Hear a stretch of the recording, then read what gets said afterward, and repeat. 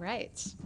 Well, thank you all for sticking around. I don't know about you, but 9 o'clock is kind of past my bedtime, so we'll make it worth your while. Before we get started, there's a couple of QR codes up here. Sorry, they're a little ambiguous looking. The one on the left is our long-form and episodic workflow guide, which we mentioned earlier during the Guru panel. This is so great. Karl, you contributed to it, right? A lot of really smart people contributed to it. It's got everything you need to know, and if it's missing anything, then let me know, because we'll do an update. And then on the right is a link to Karl's recently published series of videos about productions in Premiere. So if you aren't aware of productions, check out the workflow guide, check out the videos, and you'll be well on your way. All right.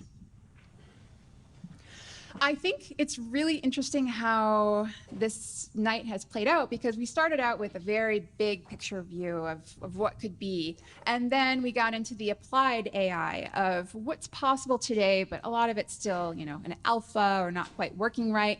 And what we're showing you is stuff, almost exclusively stuff you can use today in Premiere Pro. And we'll also show you Photoshop. That's the thing that's in beta. But everything that we're showing you in Premiere is shipping. The headliner, of course, is text-based editing. It just hit Premiere Pro 23.4 this month, so it's fresh and ready for you to use it. I'm really excited about it. But it's just one of many AI-powered tools in Premiere Pro. We have this thing, Adobe Sensei. It's basically the AI ML platform that Adobe uses across all of Creative Cloud. And AI and ML is not new to Adobe. Sensei's been a thing for at least 10 years. And so there are a lot of Sensei-powered features throughout Premiere and other apps that you may not really even know are kind of AI-powered. So I'm going to show you text-based editing tonight, and then Karl is going to show you a bunch of other really cool features that are AI-powered that you may or may not know about. So I'm going to start with text-based editing. So I can't see anyone, but I don't know if we can bring up the house lights for a moment. House lights a little bit? Yeah. Who has tried text-based editing in Premiere? I can see the two hands in the front. Cool. Well, good for you. Okay. Who has heard of it? Yeah. Marketing. Okay. Great. Well, I'm gonna show it to you and show you how rad it can be. So I'm gonna start from the beginning. I've got a few clips here from some Sundance staff that are talking about, the content creation at Sundance, why it's important to capture the stories of filmmakers at the festival. As you can see, I've got two angles. I'm just gonna do the one angle for each of them right now. And in the import settings over here, you'll see now we have automatic transcription, which you can turn on. And you can set the language. We have 18 languages. We just added Danish, and we have more added all the time. You can also enable language auto detection if you don't know what the language is, but if you do know, you can go ahead and select it. I'm going to tell it to separate the speakers here, so it will show me when different people are speaking. And then I'm going to set it to auto transcribe all imported clips. So when I hit import, it looks like nothing's really happening, but I'm going to switch to the new text-based editing workspace by going up here to the header bar and switching to text-based editing. So let me find the correct. We've got a bunch of stuff open. So let me double click on this guy. So it transcribed so fast that it was already done. So we've got, yeah, I know, right? That alone is like, okay, done, let's go home. Here in this new progress sheet up here, you can also see different processes that are working, and you can see right here, it completed the speech-to-text transcriptions. So you can track that. So I've got these two interviews here, and so now text-based editing is optimized for editing with text.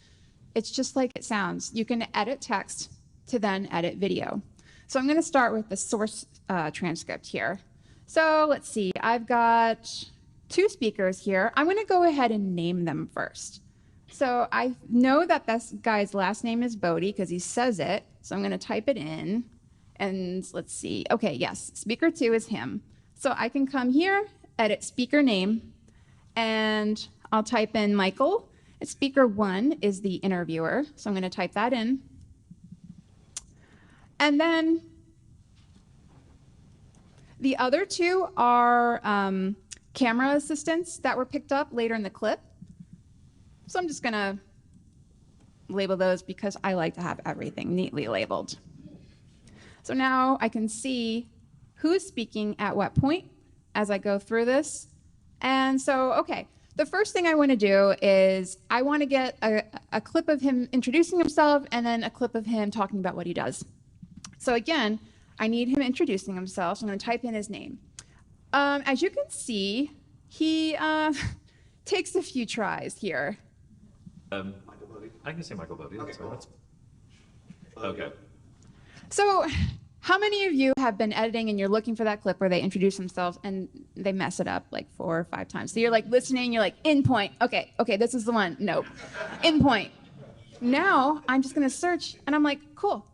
Okay, blah, blah, blah. Hi, no, sorry. Okay, this is the one. So all I have to do is drag to highlight this right here. I'm going to get rid of the part which is great because even he is relieved too. And I can hit insert on the keyboard. I'm going to click it here so you can see it, and I hit insert. Of course, I got my source patching all screwy, so I'm going to do that again just because I need it all neatly on A182. Insert. All right. So as you can see, when I click into the sequence down here, the text panel changes and it reflects what is now in the sequence. So I can go back to the source clip. I have my source transcript. I click on the sequence. I have a transcript for the sequence. And that's because follow active monitor is on in the lower left corner here. You can turn that off and you can switch it manually if you want to. It just depends on your workflow. It's meant to be very flexible, but I like it switching back and forth for me, especially on this small screen. So, okay, I'm gonna search for, I don't know, Park City or like mountain, or no, daily recap. Do you ever have a producer that's like, I know he mentioned this. I know, I remember it, it was the greatest soundbite ever. And so you have to listen to every tiny bit of footage. And then you get to the end and you have to be that person that delivers the bad news, like, I didn't find it. And then you question yourself, you're like, was it there? Instead of going through that emotional journey, you can just search and say no. And they're like, oh yeah, we said it over lunch. It saves so much time, but also just like so much emotional labor. All right, so I'm going to find another big clip here. So I know that he talks about doing the daily recap. Let's see. Doing the daily recap. I think he says it again. Yes, down here. What did you just click on there? That's a great question, Carl. So I can search up here and I can use these just like in a text document. You can search for the next one, go to the previous one, and it shows you how many there are here. So you can go to the next one. And I'm going to jump down here. You'll also notice that there are these little brackets in here, and those are pauses. So you can highlight over here and it says 3.5 seconds, 1.0 seconds. And you can also turn those off if you don't want those for whatever reason. You can also change the pause length. So I can go to pauses here, set pause length, and we put it at what is kind of an average pause that you would want to show. But if you have someone with a different speaking cadence or different sensibilities, you can move it down and show more or show less. So you can show a ton and it changes dynamically as you drag it, but I'm going to keep it the same. So I'm going to skip through, I'm just going to pull in this whole paragraph here and insert it. All right. And you can see I've got sort of, a paper cut happening here, but not because it's not paper. So I'm going to go over to the other guy. Okay, we've got Jason Nichols. Jason was a little more tight on his intro, so I can see he only did it once. So I'm going to type in Jason. And then speaker 1 is the interviewer. Okay, and then so I'm going to get his. So I'm Jason Nichols. I'm the creative director. And insert that. And then he talks about like something about being on the mountain or the magic.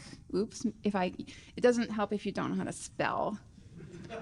Yeah, he says the storytelling that reminds people of why Park City is the center of the universe or Sundance. That's a really great little quote there. I'm going to hit insert. So now this is where the really interesting stuff happens with text-based editing.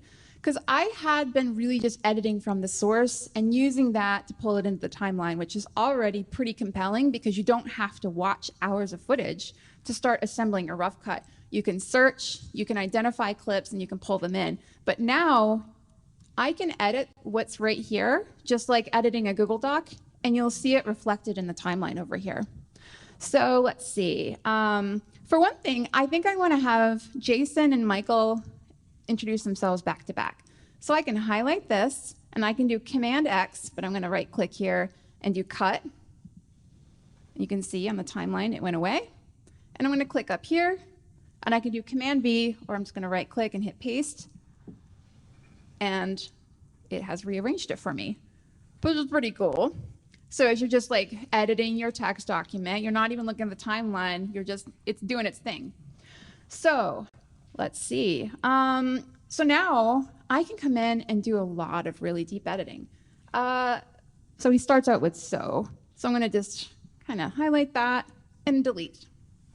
It says our team is responsible for making a wide variety of video content. I'm going to change it. Our team is responsible for making the daily recap, which is designed to capture all these events at the festival. Actually, I'm going to change it to daily recap, which is designed to capture all the amazing people who show up. I'm going to delete that.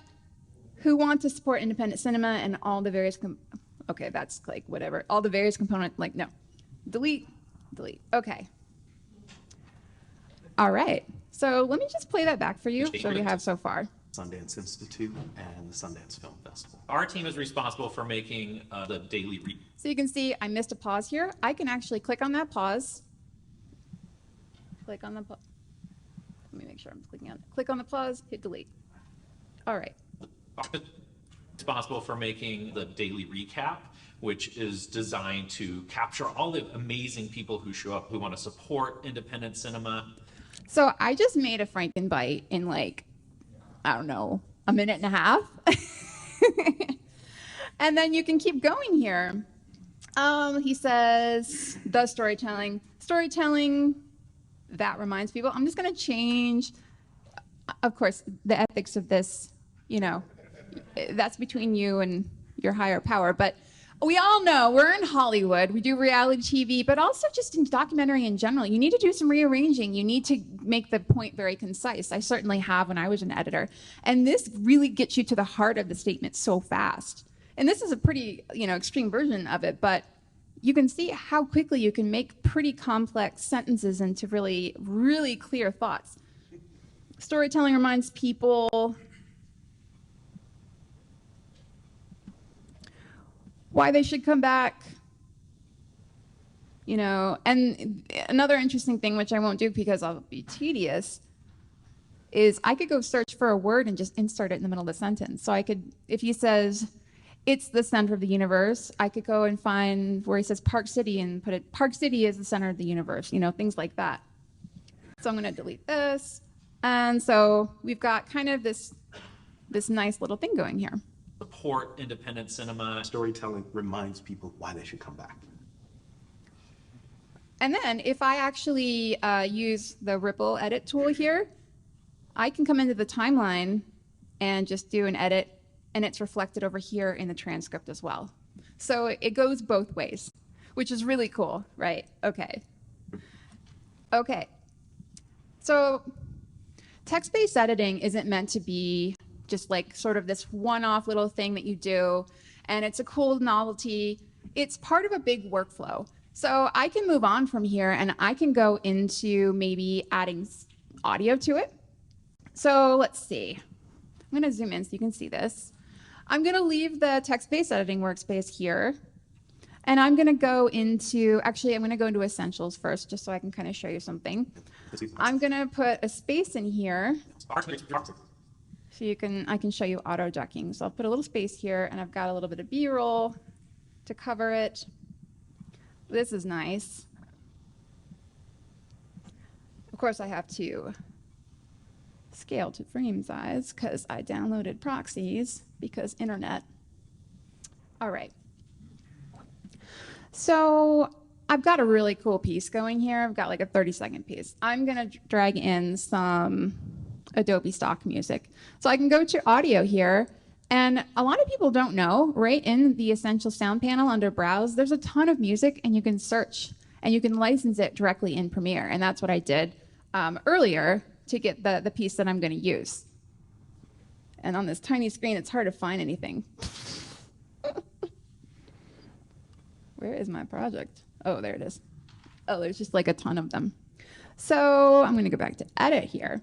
This is another cool AI-powered feature. So I'm just going to drag this in here. So it's too long. So I could do the thing where you have to listen to it and cut on the beat and kind of like make something make sense. Or I can use the new remix tool. What? Hidden under here. You know, I said new. It's not new. When did it ship? It's been a while. It has. Yeah. And that's why I keep pulling it out, because everyone's like, what? So you can find it. One of the places you can find it is under the Ripple Edit tool. Go down to Remix. All you do is drag the end to about where you want it. And it analyzes it.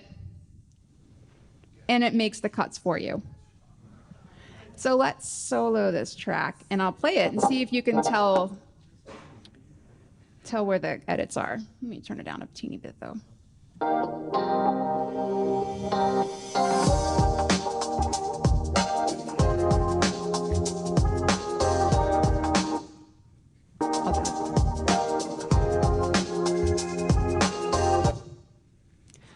So that just saved you, like, I don't know, depending on how good you are, 10, 20 minutes. And like, yeah, this is an AI thing, and it's technically taking like an hour of billable time, but did you want to do that? Like, there is some kind of sick joy that you get from getting it right. But also, now I don't have to deal with that, and I can just drag it and move on with my life, and that's pretty cool. All right, so remember that transcript we made? It's still sitting there, still attached to our clips as we edit, and now I can make captions from this. So I went into the captions and graphics panel just to show you that, the workspace, and I can hit captions. I'm going to use subtitle default here. Actually, I'm going to put on single. And there's a lot of different formats you can use, broadcast standards. I just want burned in subtitles, so hit create captions. And this uses AI to line it up with the word sounds. And now we have I'm the creative director at Sundance. Captions automatically in here.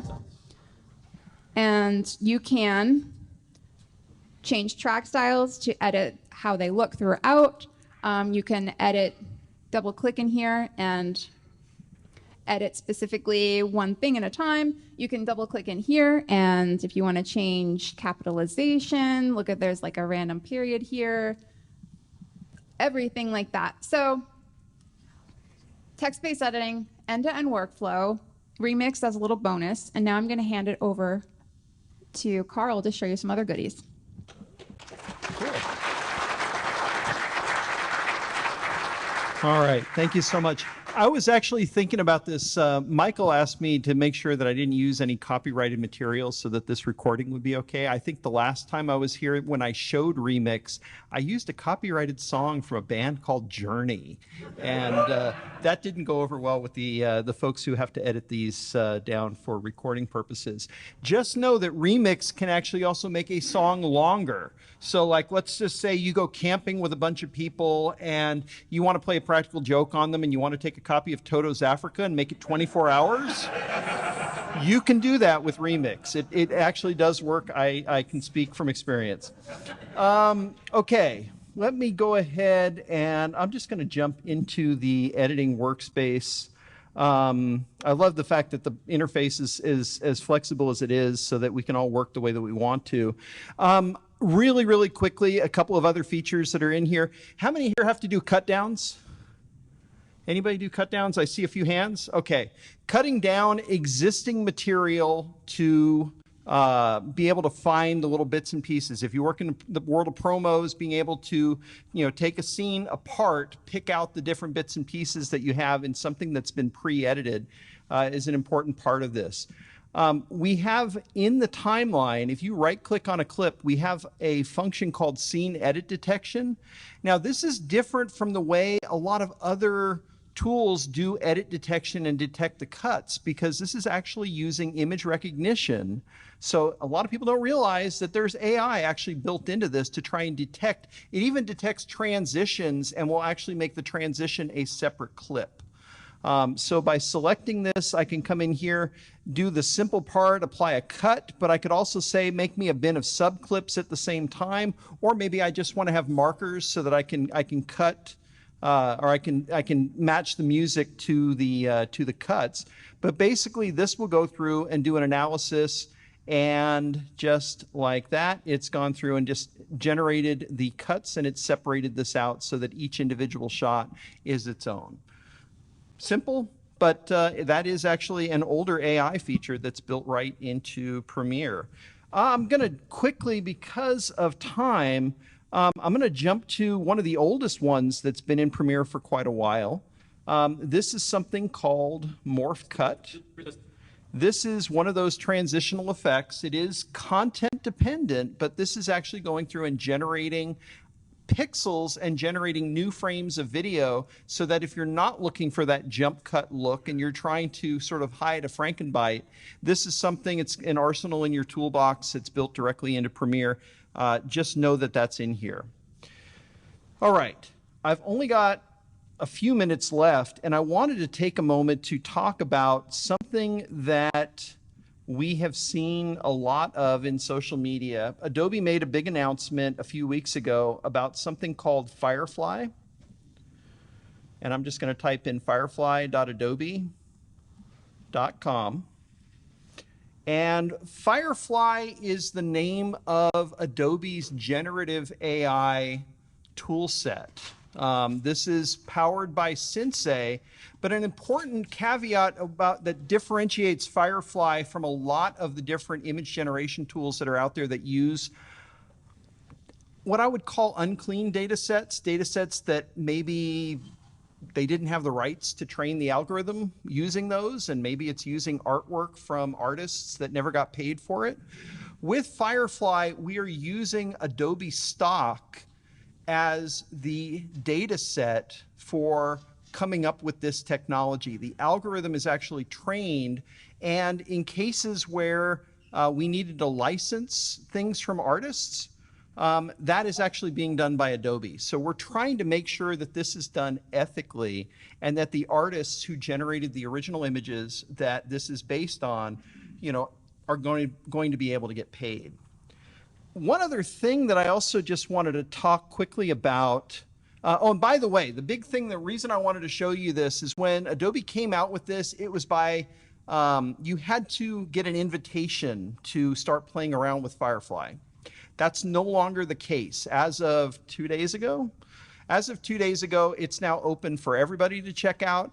This is something, if you want to try text to image, you can just click on this generate function here. It'll kind of walk you through a little bit of how this works, and you can go in and actually start to use this technology. I'm going to go ahead and show just a couple of other quick examples that are in here. There's something new called generative fill. I'm going to show that actually in a beta of Photoshop, but there's also something called text effects. You can actually use this with text effects. You can go in and just type into a prompt, I need text that looks like snakeskin, and it'll give you a separate window where you can type in the text. Again, these are all things that we're playing with right now. This is still in beta. It's still going to watermark the images as something in beta. But if you want to play with this technology, if you want to play with this, all you have to do is sign into the site, and it'll give you access to all these different tools. Another thing Adobe is really involved with right now is something called the Content Authenticity Initiative. The Content Authenticity Initiative is, of course, something that people have been concerned about the authentic nature of pictures for years. I was thinking about this the other day, and if you go all the way back to like 1992, I think it was, and dig around in the archives of the Sacramento Bee, there's an issue of the Sacramento Bee. The front page was a picture of the state capitol building with snow on top of it. And the headline was something like, "It's not real," in big, gigantic type.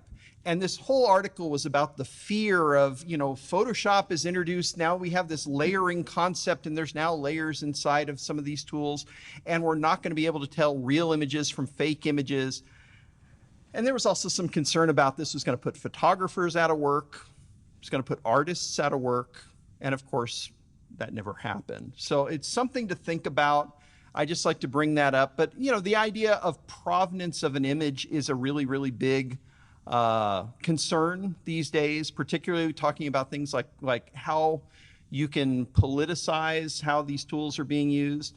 The Content Authenticity Initiative is working with camera makers, working with software makers to make sure that there's metadata that can help track the bits and pieces being used in composited shots.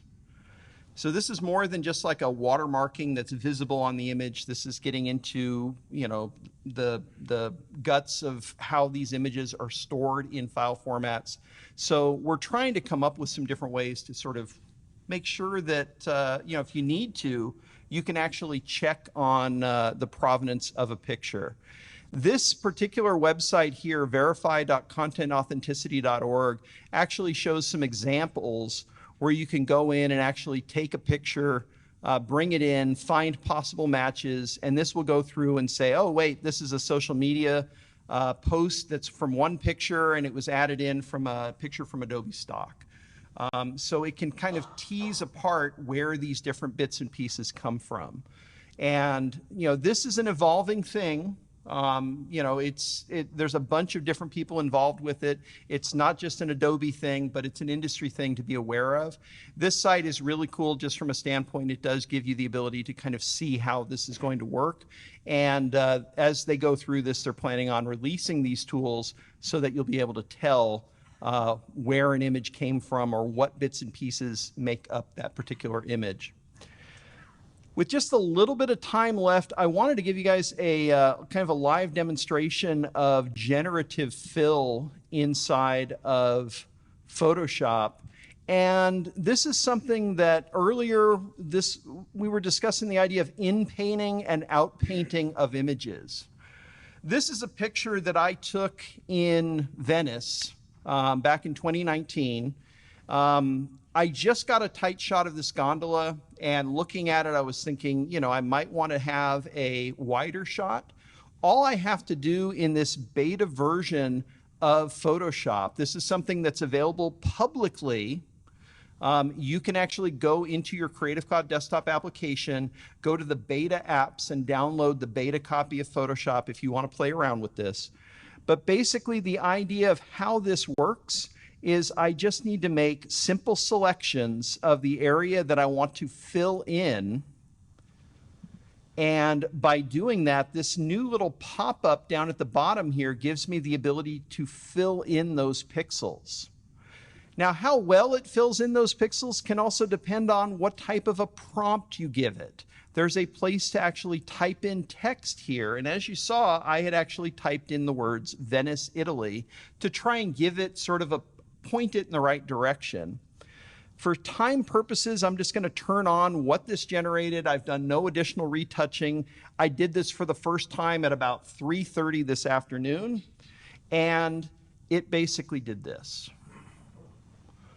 Is it perfect? No. Is it close enough that people go, Karl, what are you showing here? You cropped it first, and now you're just revealing the crop. No. I didn't have any data of what was around this gondola. All you saw was in that original photograph. Everything else was generated by Firefly, and this was able to accurately capture the curvature of the bridge. I can see, there's definitely some areas in here which, might need some additional touch up, but you kind of get the idea of this. I tried this earlier. I actually took this picture standing on the hilltop, looking out over here. Very quickly, I'm just going to grab my crop tool. Whoops. Why is my crop tool locked? Oh. Let's just grab it here. That is just a regular crop tool. Good, good. Okay. I just want to expand it in one direction. Why? It's got number. Clear it up here. Oh. It's your laptop, It is. not my It's my laptop. fault. I'm sorry. Okay.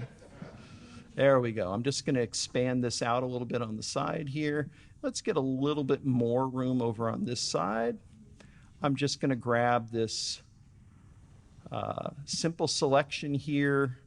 I could use something like a quick select tool or something like that. I just like to kind of be specific because it's always good if you select just a few pixels in the image itself just to give it kind of an idea of what to do. I'm going to go ahead and type in click on generative fill here, and I'm going to go ahead and type in Hollywood. And I'll go ahead and click generate. Hoping our internet connection is working here. This does currently require an internet connection. We are using the cloud for this at this point in time. But what this will do... I mean, that's not bad. Now, if you don't like the first attempt, you can come over here on the right-hand side and just click on some of the other options here. The second one looked like Mordor. Yeah, I'm not quite sure what it thinks Hollywood looks like there. That looks like giant feathers. I don't know.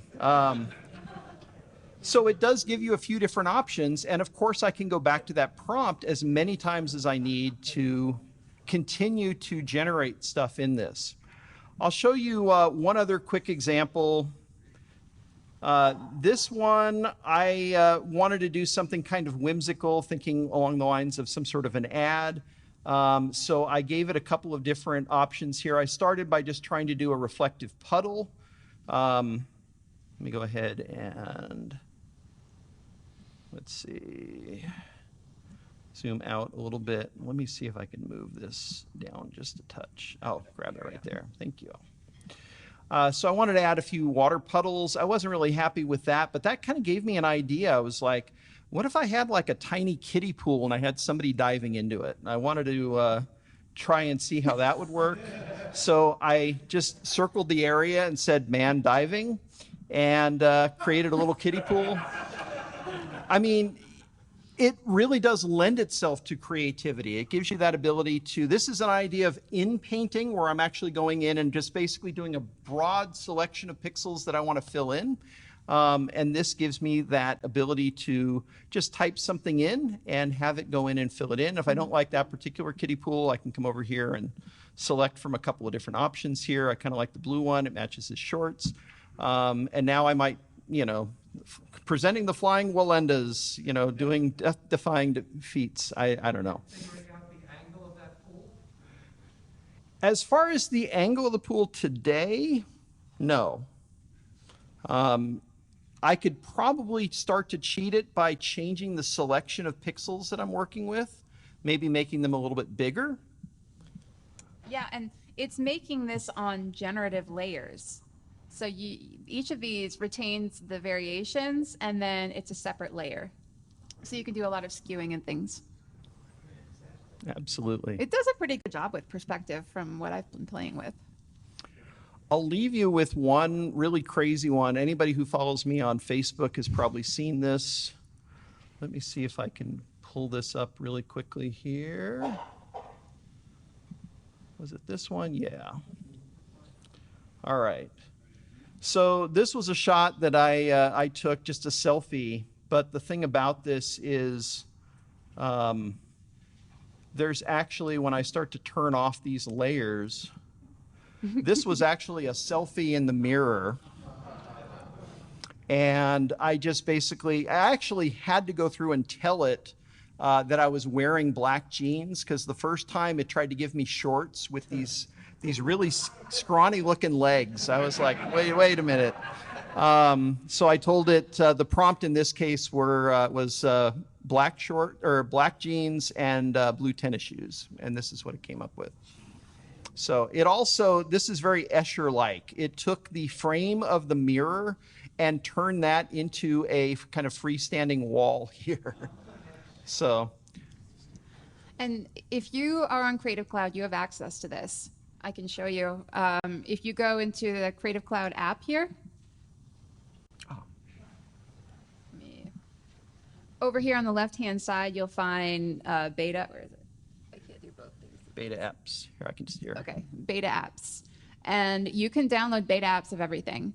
So if you have the beta of Premiere, we basically have a new build just about every day, and you can play around with new stuff. We had text-based editing in beta for a long time, and we count on feedback from beta, which you can go straight from the help menu into giving us feedback to let us know how things are going. But yeah, Photoshop, you can download the beta and have it today. It installs separately, so it won't interrupt any of your current work in the stable released app. All right. I think that's it. Thank you, guys.